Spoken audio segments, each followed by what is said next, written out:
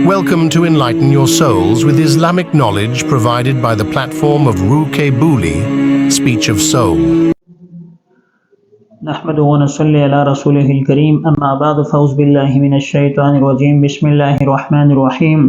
وعن ابن عباس رضی اللہ تعالی عنہ قال كان رسول اللہ صلی اللہ علیہ وسلم لا يفطر ایام البیض فی حضر ولا سفر صدق اللہ العلی العظیم۔ حضرت ابن عباس رضی اللہ تعالیٰ عنہ سے روایت مروی ہے کہ آپ صلی اللہ علیہ وسلم ایام بیض میں بغیر روزہ نہیں رہا کرتے تھے، نہ گھر میں اور نہ سفر میں۔ سنن نسائی میں حضرت ابن عباس رضی اللہ تعالیٰ عنہ سے روایت مروی ہے کہ آپ صلی اللہ علیہ وسلم چاہے یعنی قیام کی حالت میں ہوتے، اپنے گھر پر ہوتے یا سفر کے اندر ہوتے، تو آپ صلی اللہ علیہ وسلم ایام بیض کے روزے ترک نہیں فرمایا کرتے تھے، یعنی اس کی پابندی کیا کرتے تھے۔ ایام بیض سے مراد وہ چاندنی دن کے روزے ہیں، یعنی وہ روزے جو 13ویں اور 14ویں اور 15ویں قمری تاریخوں کو رکھے جاتے ہیں۔ یہ سنت طریقہ ہے، رسول اللہ صلی اللہ علیہ وسلم ہمیشہ ان روزوں کی پابندی کیا کرتے تھے، اور آپ صلی اللہ علیہ وسلم چاہے سفر میں ہوتے چاہے حالت قیام یعنی گھر کے اندر ہوتے، آپ صلی اللہ علیہ وسلم ان روزوں کو ہمیشہ رکھا کرتے تھے۔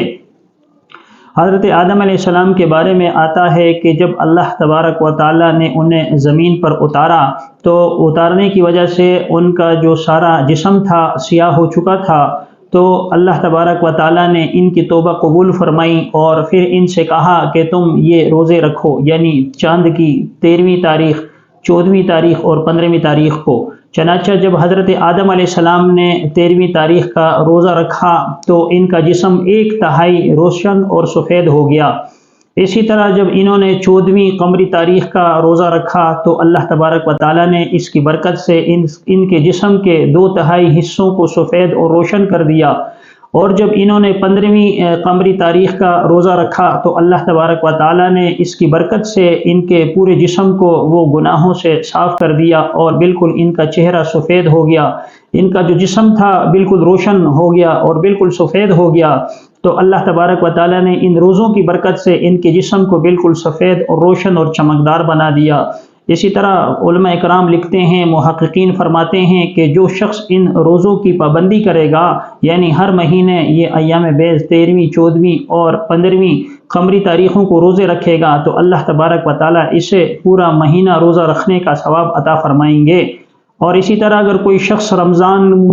مبارک میں رمضان کے پورے روزے رکھے گا تو یہ ایسا ہے گویا کہ اس شخص نے پورے سال کے روزے رکھ لیے،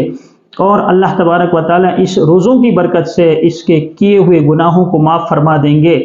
کیونکہ گناہوں کی وجہ سے، خطاؤں کی وجہ سے انسان کا دل وہ سیاہ پڑ جاتا ہے، تاریک پڑ جاتا ہے، اور اس کے اندر ظلمت بیٹھ جاتی ہے، اس کے اندر ایک تاریکی اور ویرانی سی چھا جاتی ہے۔ جب انسان روزے رکھتا ہے تو روزوں کی وجہ سے انسان کے وہ گناہ مٹ جاتے ہیں جو اس نے کیے ہوتے ہیں، اس کی وجہ سے انسان کا دل بھی سفید ہو جاتا ہے، انسان کا جسم بھی جو روحانیت محسوس کرتا ہے۔ لہٰذا ہمیں چاہیے کہ اگر روزے رکھیں نفلی روزے تو ان ایام کو مد نظر رکھیں، خصوصاً جو ایام بیض کے روزے ہیں ان کی پابندی کریں۔ ایک تو اس سے سنت بھی ادا ہوگی، اور دوسرا اس سے ہمارے گناہ بھی ختم ہوں گے۔ تو اللہ تبارک و تعالیٰ کی بارگاہ میں دعا ہے کہ اللہ تبارک و تعالیٰ مجھے اور آپ سب کو ان ایام میں روزہ رکھنے کی توفیق عطا فرمائے۔ آمین وآخر دعوانا ان الحمد للہ رب العالمین۔ Thanks for watching.